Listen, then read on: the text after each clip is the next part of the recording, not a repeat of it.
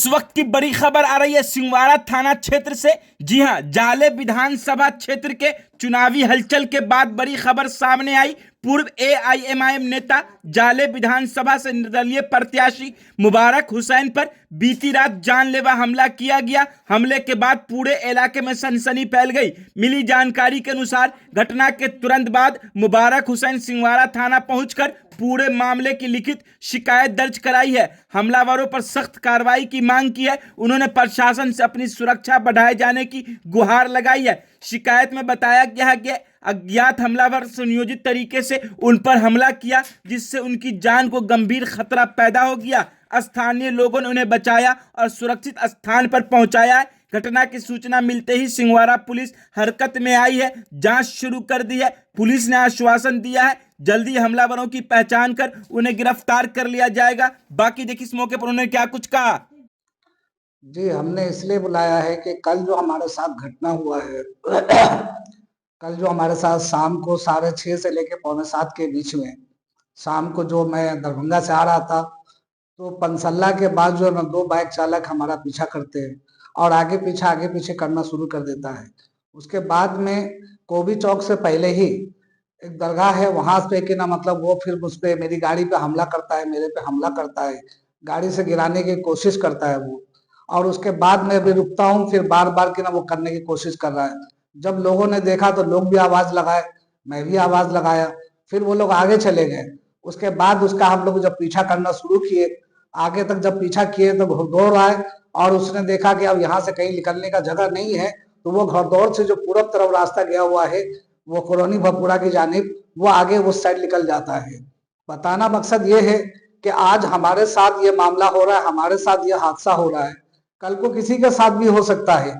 आखिर उसका मकसद क्या था, मनसब क्या था, क्या करना चाहता था, क्या मेरी लीचिंग करना चाहता था, या मुझे कि ना मतलब मेरा एक्सीडेंट करना चाहता था, या मुझे लूटना चाहता था, वो क्या करना चाहता था यह तो वही जाने। इसलिए मैंने जो है ना आज के ना मतलब अपने थाना सिंहवाड़ा में मैंने कि ना अपना आवेदन दे दिया है कि ताकि मेरे साथ जो भी मामला हो रहा है इसका मैंने आवेदन दे दिया है थाने में। और थाने से कि ना मतलब मुझे ये आश्वासन मिला है कि ठीक है आप जाइए, हम कि ना मतलब देखते हैं, जैसा होगा फिर हम अपना वहां पे करेंगे। क्या लगता है वो जो 2 बाइक सवार थे तो कितने लोगों से थे और उनकी मंशा क्या थी? 4 लोग थे, वो 2 बाइक सवार पे 4 लोग थे। और उन्होंने कि ना मतलब जो वो जो जब निकला और उसके बाद में जब आखिरी में गाली देते हुए जा कि मार बहन चोद को, इस तरह का जुमला बोल करके जब वो निकला तो उसकी आवाज हमने सुनी और उसके एक का हमने चेहरा देखा, लेकिन मैं मेरे पहचान से कहीं से दिख नहीं रहा है वो लड़का।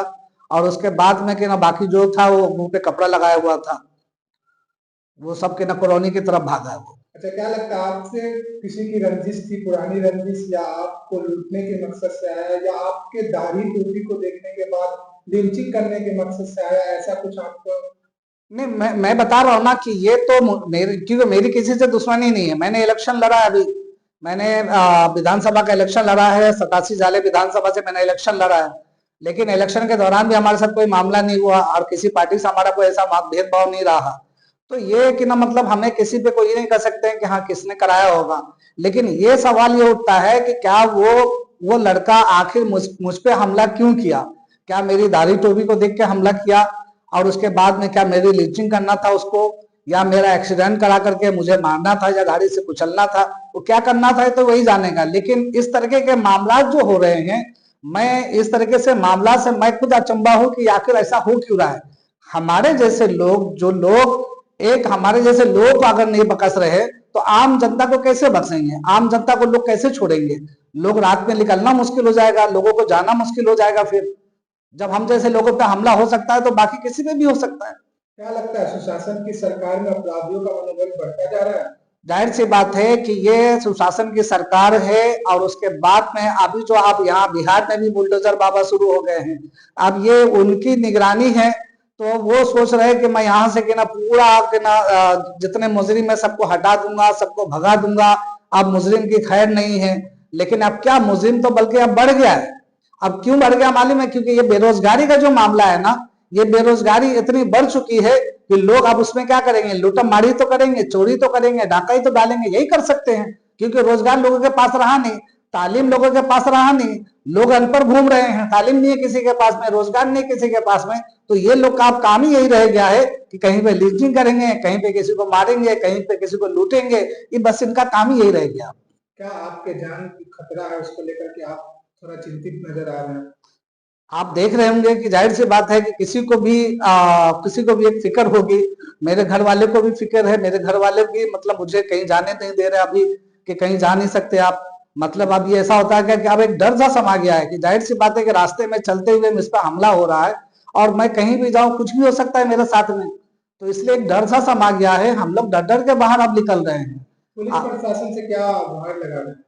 पुलिस प्रशासन से तो हम यही गुहार लगा रहे हैं कि आप ना कोशिश करें, आप देखिए, आप ना कहीं पे अगर सीसीटीवी फुटेज है आप उसको खंगालिए, उसको देखिए और उसके बाद में कि ना जल्द से जल्द उस मुजरिम को तलाशिए और उसको गिरफ्तार कीजिए। ये संगीन, ये इसको मामले में जो है ना बहुत सोच समझना करेगा, क्योंकि कि अभी मेरे साथ हुआ है वो किसी के साथ भी हो सकता है मामला।